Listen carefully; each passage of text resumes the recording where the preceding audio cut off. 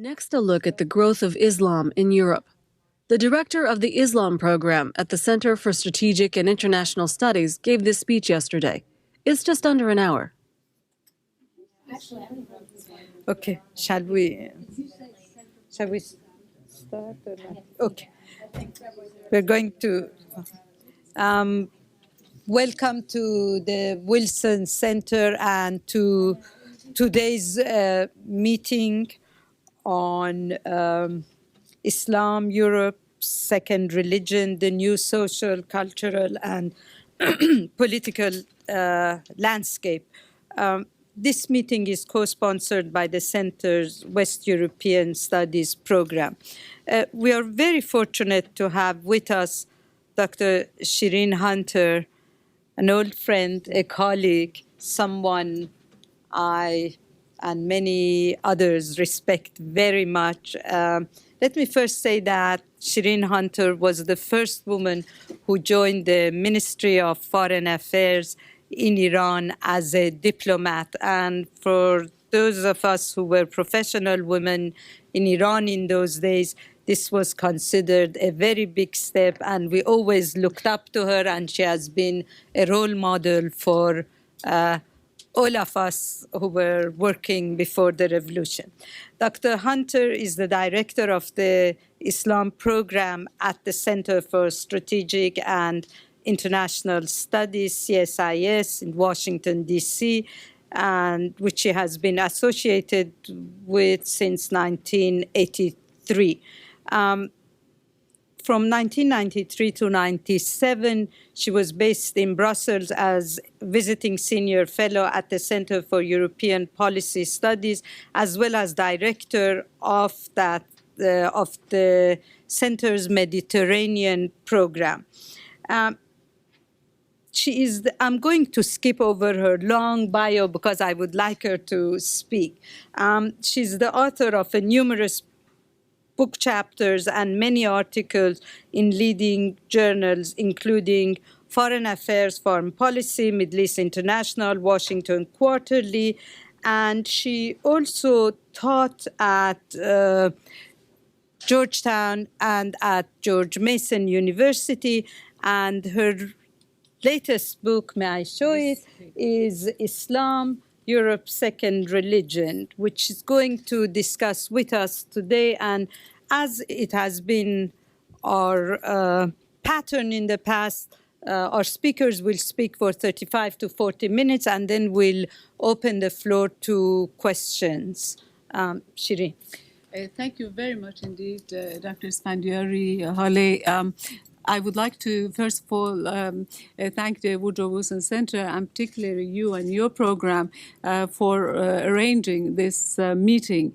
I think that this is a great honor to be here and to share some thoughts about, I think, a rather important subject. As you know, we have had some very difficult experience with some particular manifestations of Islam in the last couple of years.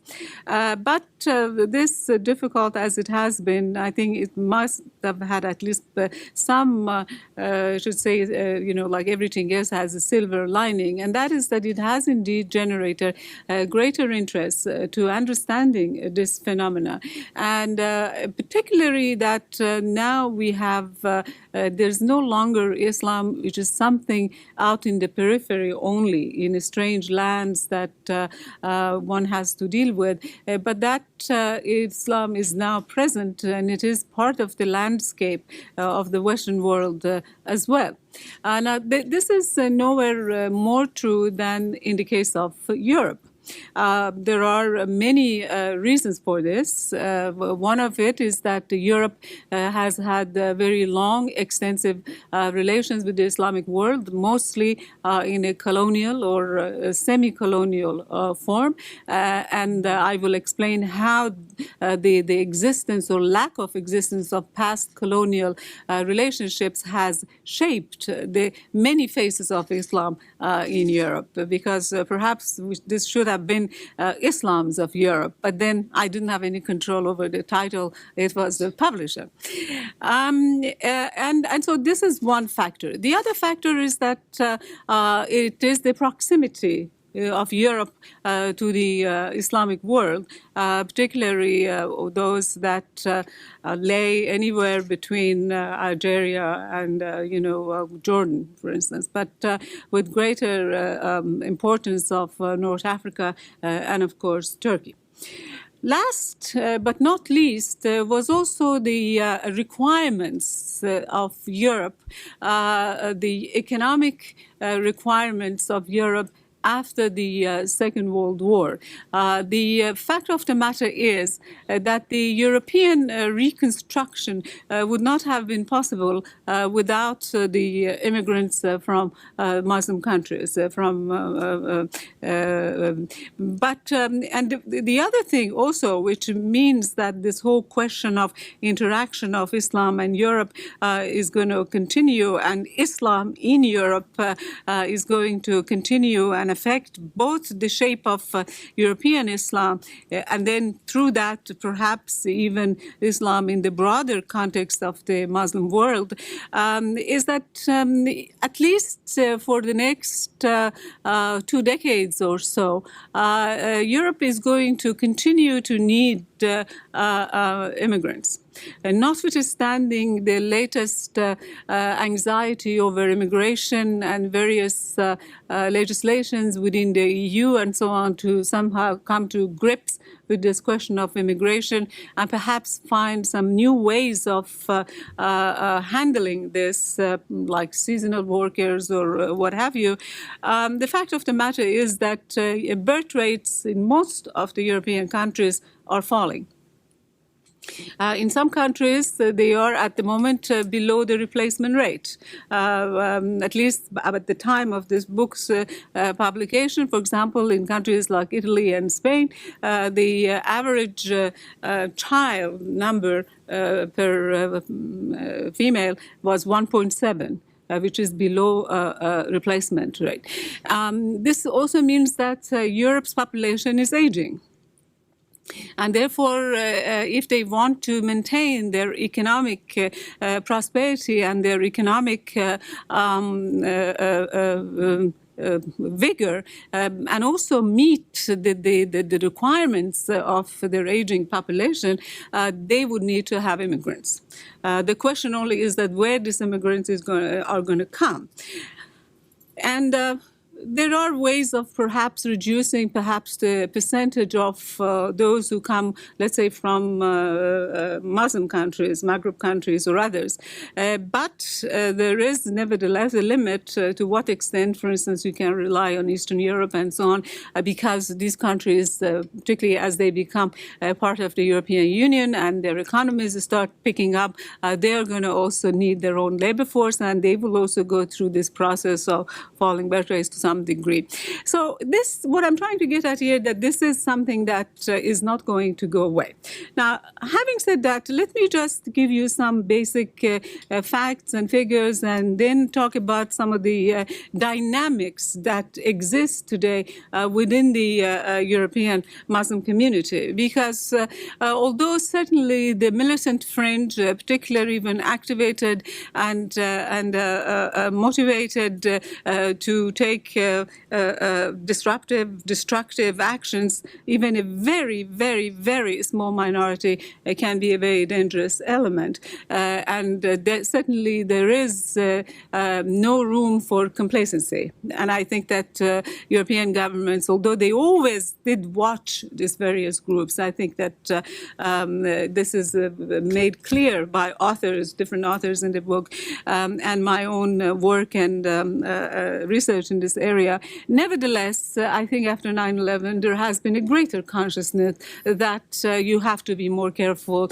And I think that this consciousness also perhaps has seeped into the community itself as well, and the awareness that they themselves have to be a bit of a policing, if you want, and kind of trying to weed out the unsavory elements.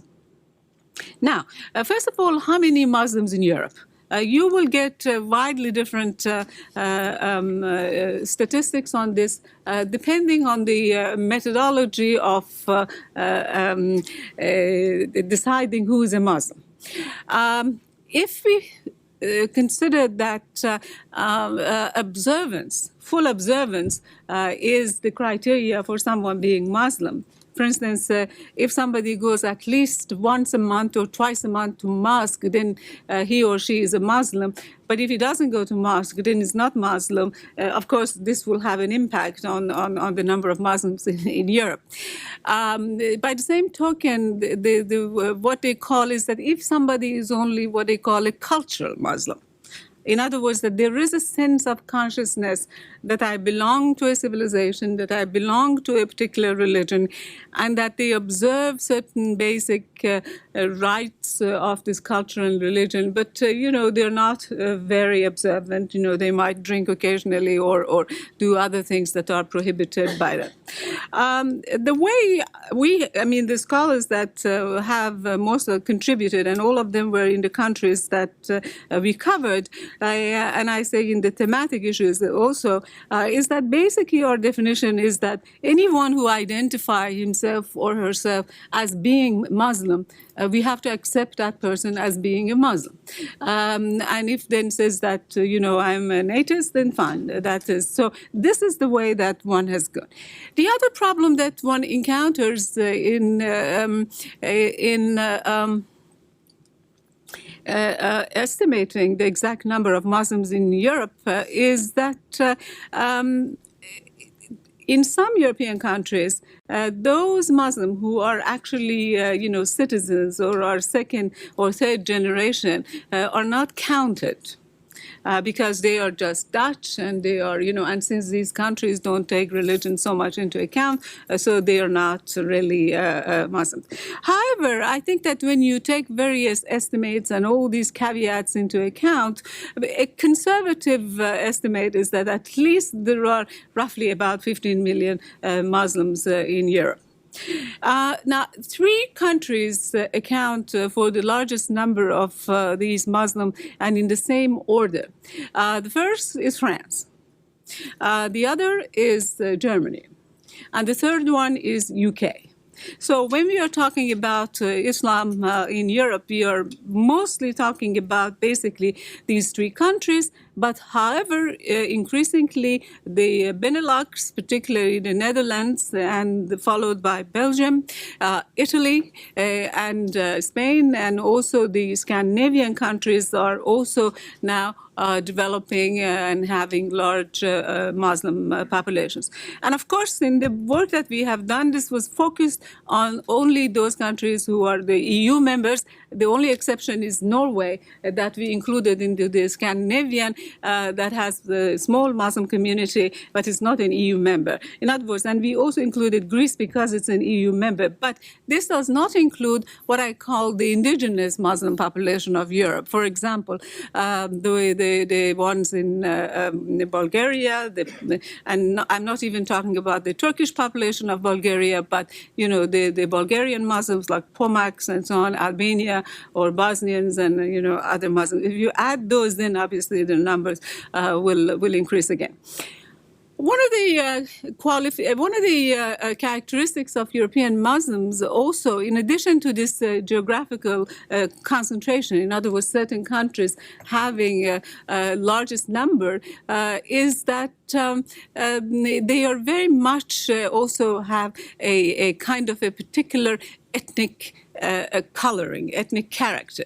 In other words, when we are talking about French Islam, essentially, although this is changing, we are basically talking about North African Islam, with the Algerians initially being the dominant one, then followed by Moroccans and Tunisians. But the increasingly Turkish population has also become important, and then, of course, those who have come from Africa, from like Senegal and Mali and places like that. In Germany, of course, German Islam has a very, very distinctly, and I'm glad that we have our Turkish colleague here, has a very distinctly Turkish face.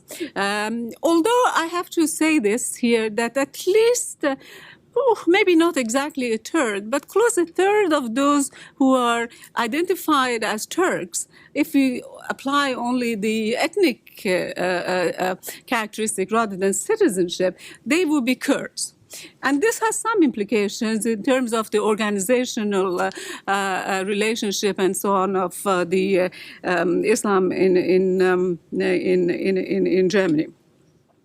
When we get to countries like Spain and in Netherlands, we have also a very substantial number of North Africans, but also there we have some more like Indonesians and people from Suriname and places like that.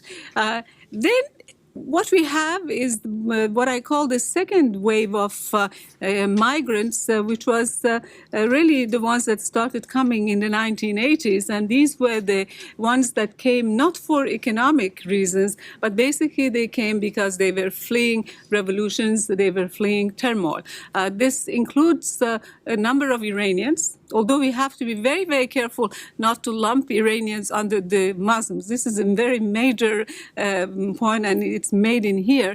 First of all, a good many of them are not Muslims, and include some of them, who were from the left, and they identified themselves basically in surveys as atheists, very clearly. So they are in the special case. But then you also had the Bosnians, you had the Afghan refugees, and so on, and so forth.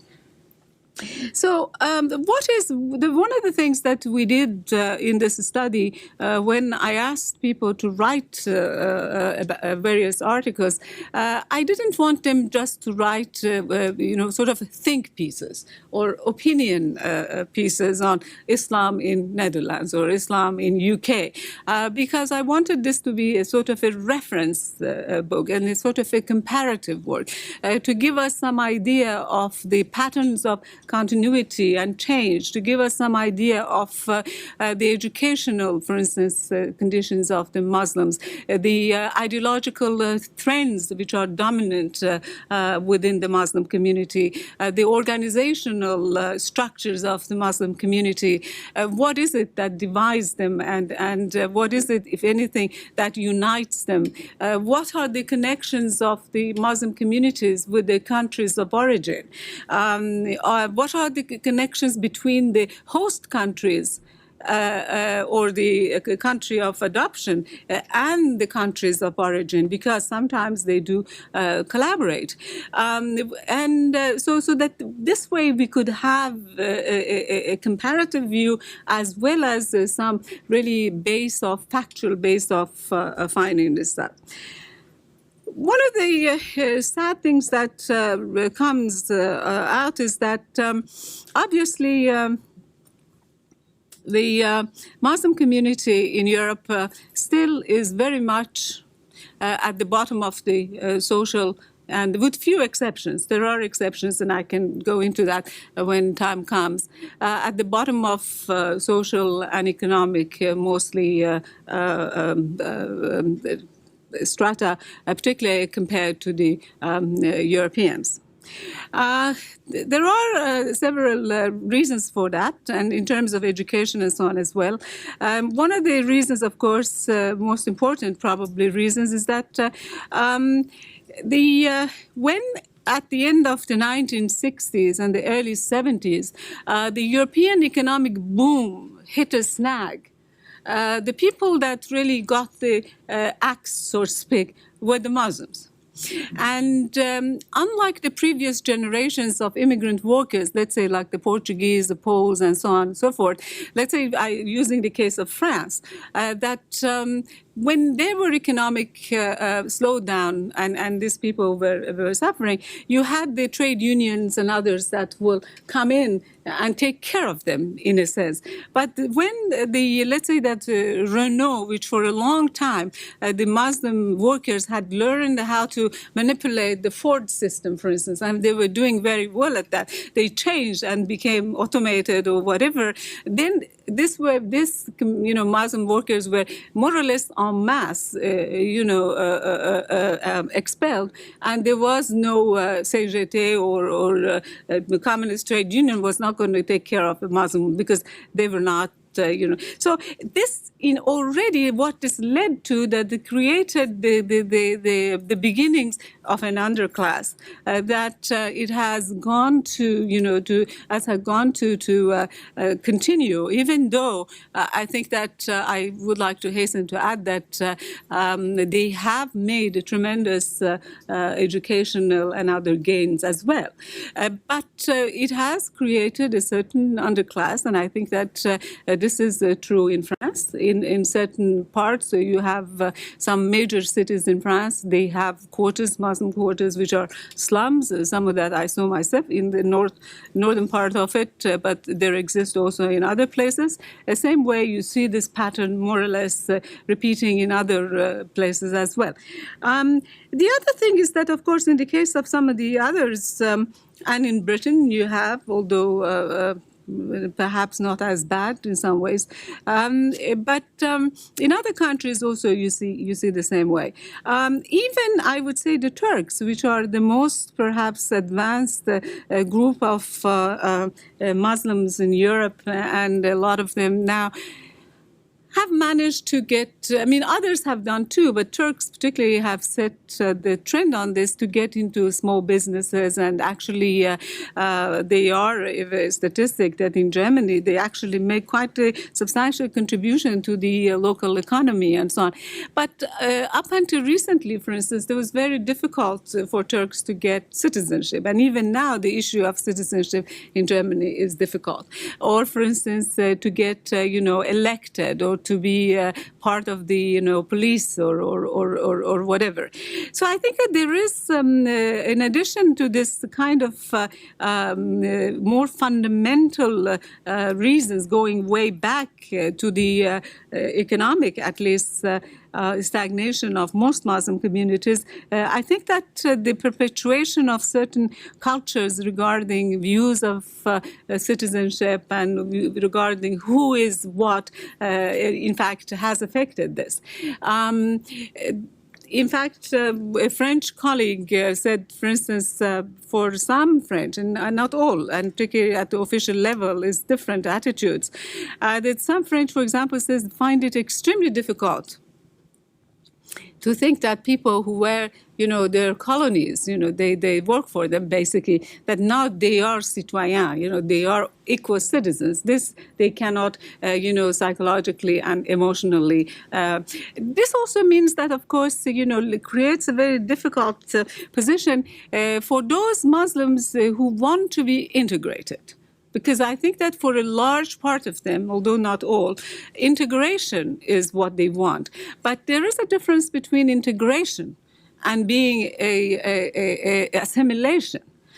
They want, as Tariq Ramadan has said, although now he is a bit challenged because of his brother, but he said in his book, How to be a European Muslim, is that, and they are trying to create even the theological basis of that with the Islamic notions of mu'ahada, having a social contract and whatever, and how trying to make the constitution and the norms, the legal norms and of the country as part of what they call the Sharia, beyond the ones that has to deal with questions of worship and so on. But this is probably actually for some audiences an integrated, well-educated, articulate Muslim who wants to be a member of French Parliament or the senator or whatever probably is more challenging than the one that stays in its community. And, so this tension between the integrationists and the communalists exists not just within the Muslim community, because I will not give you the wrong impression that all Muslims want to become integrated. No, there are some that want to be, sort of live in their own little world and not to, peacefully, but not to have anything to do with the rest. So there is, first, one of the things we have to remember is the distinction tension between integration and communalism and exists on both sides, on the official side and so on. I think that in France recently, the French government's prodding that finally a number of Muslim organizations got together and created the Muslim Council. This was very important because in order to have an arrangement with the government, you have to have you have to have a representative of the community to speak. And of course, Muslim community is very much divided along ethnic lines and along ideological lines and so forth, particularly along ethnic lines. I mean, now things with some younger generation is changing. So when you go to mosques, in France, you will have a Algerian mosque, a Moroccan mosque, a Turkish mosque, and then depending, the Bosnians, if they are, probably will go to Turkish mosque, and the Tunisians will go to Algerian mosque or whatever. In Indonesia, in Holland, probably, if you are from Suriname and you don't have your own mosque, you go to a Pakistani mosque because your origins comes from subcontinent, and the same thing is true of the others. As far as the question of integration, of course, is concerned, and access to various jobs and so forth, there is also, I think, unfortunately, there is a lot of prejudice. I think this is really, there was a study was done by the Runnymede Trust of England. This was in '97, and it shows the cases of active discrimination.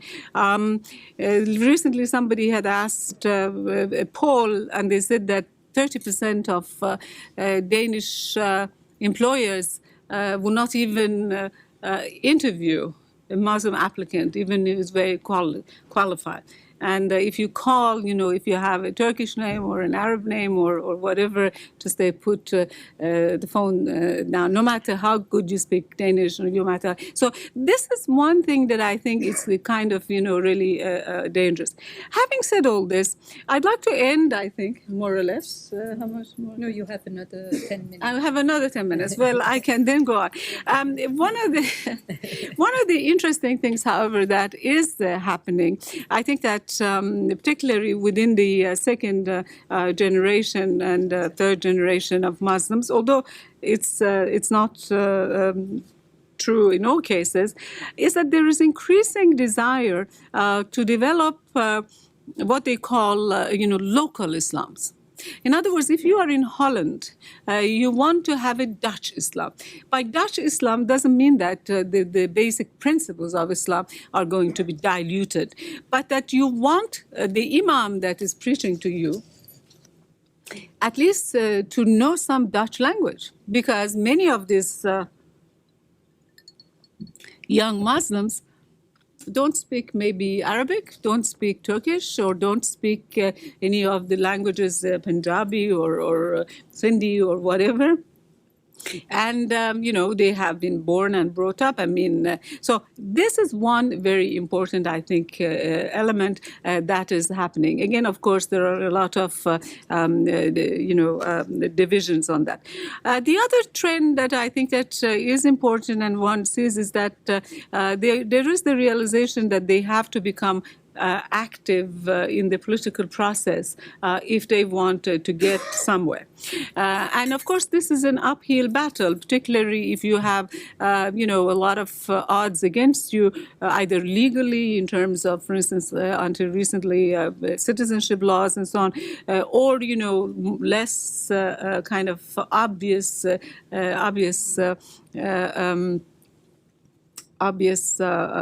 causes, but be that as it may, they really are realizing that they have to get involved. They realize, as they, many of them say, that they don't want to be preoccupied with, as their generation of their fathers and mothers were, with politics in Pakistan or in Algeria or in Turkey, and that they know more about elections in Turkey than they know elections about, Saxony or I don't know where the landers that are. Now, this is changing. They want to, because they realize if they want to be a part of the society, they have to really get involved and be concerned about these issues. So this is one thing. On the other hand, of course, there is a part of the, actually, interestingly, the part of the second or even third generation Muslims that because of feelings of alienation, estrangement, and disappointment, is actually becoming more observant, is becoming more, if you want, communalist, wants to be more Muslim. There was a movie made, I think you saw it in here, or they called My Son the Radical, about the second generation Muslim who was criticizing her mother for not being very observant or doing certain things. So you have both kind of trends going on. In terms of organization, if I wanted to go into it, it would, take really a long time, and a lot of it has to do with, how the communities came and when they arrived and so on. Most of the organizations are still ethnically based, although there is increasingly efforts to create umbrella organizations that could, present the Muslim voice in a more coordinated way. And also it could interact with the authorities and so on better. The integration, the process of integration, I think Muslims in Europe, to some degree, has also been, damaged by the influence of the home countries and their organizations. Many of the countries of origin have tried to keep a really iron hand on who are the teachers that go to teach in schools, who are the imams that go to preach, and sometimes the host governments also have preferred to work with this official organization, in part to try to keep from the security aspect of it. As far as the intellectual trends within the Muslim communities of Europe is concerned, I think it runs the gamut from really the integrationist, modernist, and almost secular, completely, to the radical. We have heard more about the radicals, so we know more about the radicals. And unfortunately, it is a serious thing and something that one has to keep in mind. But I will also like to point out to some things that shows that although these radical groups can attract, as unfortunately we saw they did, and with great pain and sorrow for us, can attract even sometimes very intelligent and types that one would have hoped that would be examples for the more integrationists and modernists. But when you really look at their followings in the broadest, in the community, it is not really that much. For example, it seems quite clear, and we have had two conflicts that has shown this. It is quite clear that although Muslims obviously may feel upset about certain aspects of the foreign policy of European countries towards certain regions and so on, but they value, I think, that their European citizenship more. This became very clear, for instance, during the last Gulf War in 1991. 65% of the French Muslims were opposed to the war. But then you did not see any major actions, even though France was, part of the coalition and so on. During the operations against the Taliban and so on, somebody quoted the number of 100 Pakistanis who went to, I don't know even whether that number is correct. I have had a different number. But considering that, of almost 3 million Muslims in UK, even if 100 number is correct, it's really a rather minuscule number of things. So I think basically the Muslims of Europe see their position and their future as being part of Europe. Now, it is a very difficult and a rocky process, and I think that it has a lot of, psychological and other problems for Muslims. But I would also like here to add that it is also creating, I think, new challenges for Europe. New challenges for Europe in terms of European identity, in terms of Europe's ability to become truly multicultural. And I think that this process has become more difficult as a result of two other phenomena that are occurring at the same time. One is the process of European unification, which many European countries, individual European countries, or segments of population in Europe see as undermining their national cultures. I mean, now, for instance, Italians have to use euro instead of lira. Spaniards have to use euro instead of peseta or whatever, peso, whatever. All right. And the British have yet not been able to give up the sterling. I mean, so I rest my case. So this is one element. The other thing also, I think that some Europeans are feeling, some more than others, is the process of globalization. So on the one hand, European Union is coming and imposing all this homogenizing things on you. On the other hand, the globalization imposing all this homogenizing things on you, and you feel your culture is disappearing. And last in you appears, these Muslims are coming, even if they are very moderate or whatever. If they wear a headscarf, this suddenly becomes a tremendous challenge. Why is it so tremendous? Or, for instance, if you have in countries that supposedly are totally secular. In other words, there is the state shouldn't do anything. State and church and so on are separate, and they are not observant. But they get upset if there is a mosque that has a minareh, and this minareh is taller than the church tower. This they don't want, even if they don't go to church at all, but they don't want in their town to be, or if you're building a mosque, it has to be in a corner.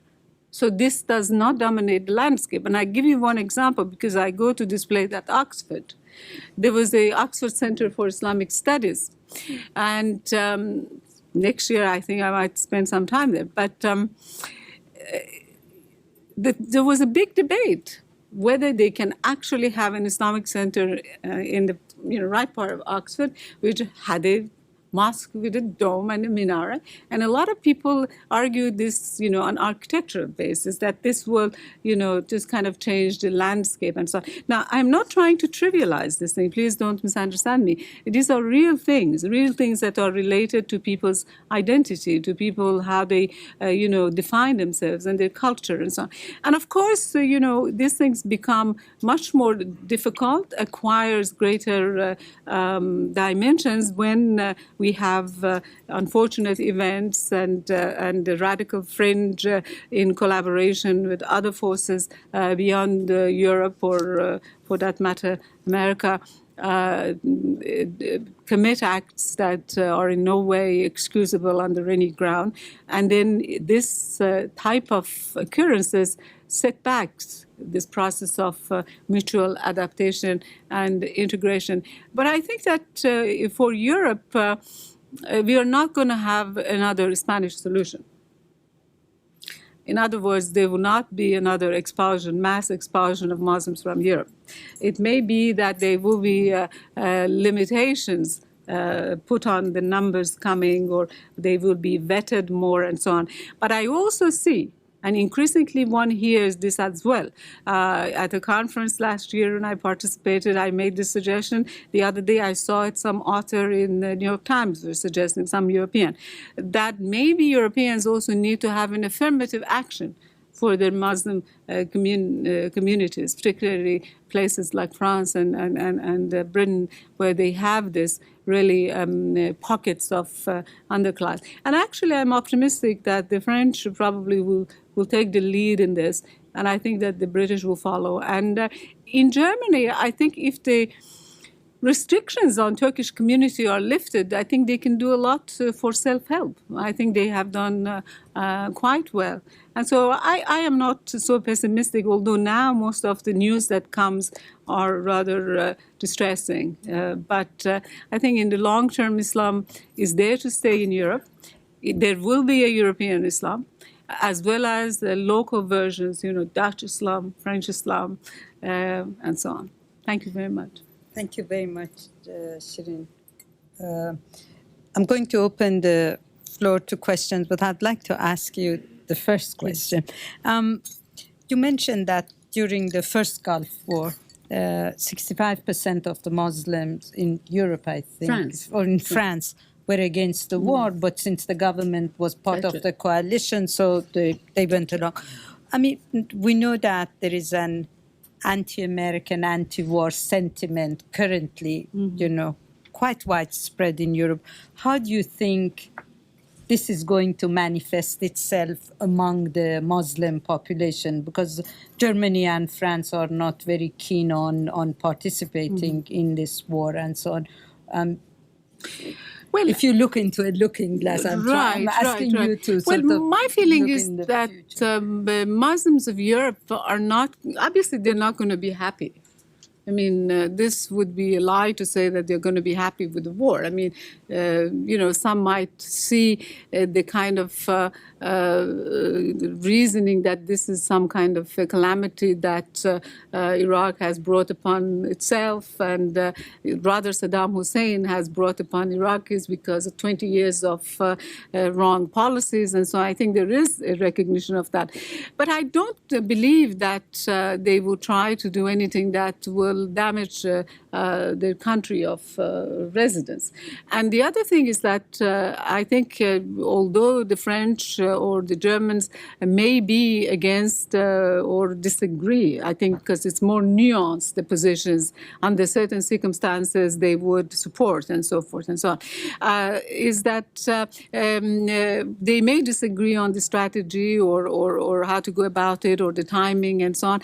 But I think that they are actually going to try to do their very best to make sure that in the event of the outbreak of war, there are no attacks in their territories against American targets and so on and so forth. So I think that if anything, that the latest trends in Europe that we see, which actually I am pleased that they are doing this, because in the past, they said they knew that such and such groups are a bit suspect, and they used to watch them, monitor them. But now they are not satisfied just with watching and monitoring. They go and they take the really most dangerous ones and they put them in prison or they send them out or whatever, which is a good sign. So I think that they are going to be even more careful. And so as a result, I don't see that, this is going to have much, a different impact. I mean, some odd group here and there might try to do something, but that will be only possible if they escape this more heightened sense of danger and therefore the more tightened security measures, I think, in Europe. Thank you very much. Yes, please. To what extent is it what I call the Schaeffer phenomenon, referring to Peter Schaeffer's play, The Royal Hunt of the Sun, where in this play a sort of very skeptical Pizarro is confronted with an Inca king who is very sincere about his religious beliefs. And of course, church attendance in Western Europe is much lower than it is in the United States. And to what extent is this a religious phenomenon of a kind of acknowledged or unacknowledged envy of a new group of people who take their faith seriously while recognizing that the faith is expressed seriously in a variety of different ways? Well, that is a very interesting question that you asked. Well, first of all, Europe, lack of sort of interest or dying of interest in the traditional faith of Europe, Christianity in its Protestant and Catholic versions and others. Of course, I'm talking mostly Western Europe. Has not meant a lack of interest in spirituality. In fact, if I'm not wrong, recently some religious reader also mentioned that, it's a pity that the church has been losing disciples to followers of all kinds of new age things and so on. So like I had some statistics, I don't know because this is not research based, so I don't want to use it, but like 25% of such population of such and such country is now interested in occult or sort of thing. So clearly, there is a greater need for, spirituality in Europe. For example, some years ago, the EU commissioned a paper to write about a soul for Europe. What is going to be Europe's soul? What I think the Muslim presence has done, I think, in Europe, and at least at the moment, the greater observance of Muslims, which sometimes really is more of a assertion of identity and a sort of a sense of holding on to something, otherwise you dissolve in this broader thing, has actually brought the questions of religion and spirituality now as legitimate issues of discussion. And I think that this is probably could be accompanied by a new interest in religion in Europe. For example, there was when they are they are writing a constitution for the EU. And there is a section that they will have to talk about what are the spiritual underpinnings of this. And I think there was one suggestion that they should say that the Christian ethics and religion are the underpinnings of this. And this created some discomfort in some quarters. And finally, they are to talk about spirituality. So Islam has actually made aware, at least in a cultural sense, aware the Europeans of their religion. And one anecdote, which is rather interesting, in one Italian city, the teacher, there was a crucifix on the school thing, which is normal in many Catholic and non-Catholic schools in Catholic countries. And because there were new Muslim students coming, and so she thought that to be, less, kind of be more bland and neutral in religious terms. And some of the parents that heard of this got upset. And so they made the teacher put the crucifix back up. So this is a legitimate thing, to do. But what I'm trying to get at is that it is bringing this whole question of spirituality and religion. I'm not saying they're going to go back and suddenly church attendance is going to rise again, but it is causing this debate. It's no longer illegitimate to talk about these things, even in country as laïque, as secular as France. The question is, though, that is this going to be in the context of a multicultural, multi-religious Europe, trying to have some basis of common spirituality, or it's going to, create more tensions. In the back. Yes. I was curious, it's been said that the European Union's reluctance to grant a date to begin accession negotiations for Turkey's membership in the EU partly was due to concern about having a Islamic country in the European Union. I'm just wondering, first of all, if you could comment on that, and also conversely, if Turkey does eventually become a member of the European Union, what impact, positive or otherwise, might that have on Muslims already in the rest of Europe? Well, that was a very difficult and controversial, subject to talk about. I worked 4.5 years in Brussels, and I worked on Turkey, and when they were doing the customs unions and so on. And so I'm a little bit familiar with the debate, not as much, I'm rusty now, but I'm a bit familiar with that. There are certainly elements and groups in Europe that one of their objections to Turkish membership is on cultural grounds. I don't think religious so much, but basically cultural grounds, and that they are different and so forth. However, in all honesty, my opinion, I may be wrong, the problem of Turkey is not a problem of so much culture and religion. It really is a problem of size and a problem of population. And the fact that Turkey, although a legitimate player in European politics, has a rather tenuous foot in Europe, if you see what I mean. And yes, it is true that Turkey has been applying for membership much earlier than Poland and, all these other countries. And I can, understand and empathize with Turkish frustrations over this. But to be honest, I think that the Europeans' concern has at least as much, if not more, to do with the cost of absorbing Turkey. Particularly at a time when they have to do all these things for the, the Soviet bloc, old former Soviet bloc countries. I think that a lot also would depend because there is beyond a certain level, they have to, in Europe, you always had a debate, a deepening and widening. They've already gone quite a long way in widening. Europe needs, I think, to absorb all these things. But I think that Turkey probably will eventually become a member of European Union, assuming European Union succeeds. And I believe it will contribute positively.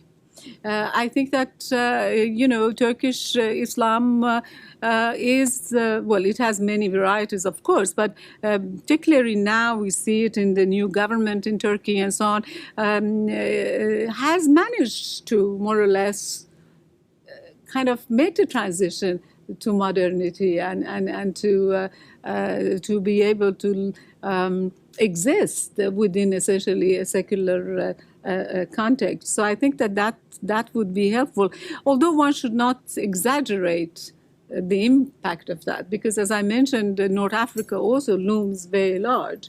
Some people might say, for example, for Spain, North Africa is more important. They have these areas, cities, enclaves there. So for them, for instance, why not Morocco, member of the EU? So I think the question of religion is somewhat there, but except for the, certain elements that basically are unhappy with multiculturalism and so on, it really is a lot to do with the question of cost, the question of absorption, and the whole question of the deepening of and consolidating the gains of European Union before moving. I think that even as you see, they are going very slow in regard to the Balkan countries, which eventually will have to become members of Union as well. Thank you. Yes.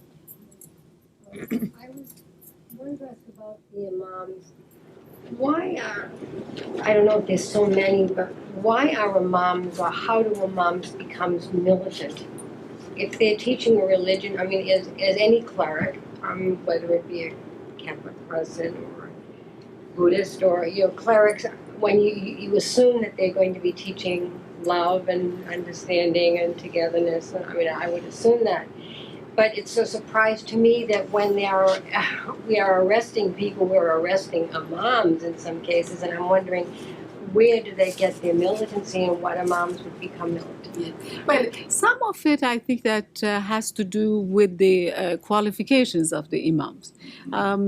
Because there has been sort of more need for imams than there have been qualified imams available, particularly those who can actually, perform in a Western country and so on. That at times these communities get stuck with people who actually really don't have the qualification, the religious qualification to be an imam. This is one of the reasons, for example, I think in Holland, I know that they are trying to create a school and university or whatever to train actually professional, imams. This is one thing. The other thing is, of course, some of these people have interpretation that their religious character does not disqualify them to comment on social and political issues. Unfortunately, some of them preach a kind of language which is, as you're absolutely right, that it is beyond the kind of acceptable limits. But these are mostly people who are really motivated by political views and by political ideologies. And of course, they interpret and use religion for that. I think that this has now been realized, and I think that I'm not saying it is going to disappear, the phenomenon of the sort of fiery imams. And I think you see them more in some countries than the others. But I think that with the both greater effort on the part of the European countries to control these organizations, and also the community itself realizing that these are counterproductive and actually damage the community, and the greater facilities, educational facilities for educating and training imams in the countries themselves rather than just importing them. I think hopefully some of this problem in the coming years could be solved or at least reduced. I'm just going to take one last question. One of the charges that's thrown against the Islamic community in Europe, particularly France, is that it's involved in drug trafficking. To what degree is that true? Well, I really don't have any exact sort of information on saying that they are involved in drug trafficking. Certainly, probably some elements of them are involved in some kind of, maybe drug trafficking as well. But then I don't think that they are the linchpin of, for example, there is not let's say that an Algerian drug mafia the same way that there is a Colombian, cartel or whatnot. A lot of it has to do with this question of underclass that I was saying, ghettoization. Some of them, get caught for petty crimes and then go to jail. And jail is one of the, actually, when we were talking about the radicalism, jail actually is one of the worst places because that is where the radicals try to recruit the young people. And there were a couple of especially cases that would happen. So the question to your answer is that certainly there are some elements of this community, the younger one probably are involved in a number of criminal activities, including drug trafficking. But I have not seen or heard that, the drug problem in France is that. I mean, in Europe, they're more concerned about, for instance, the loose regulations in Holland for hashish or marijuana than they are. Well, I know from Suriname that the Netherlands is an active but not particularly major drug route.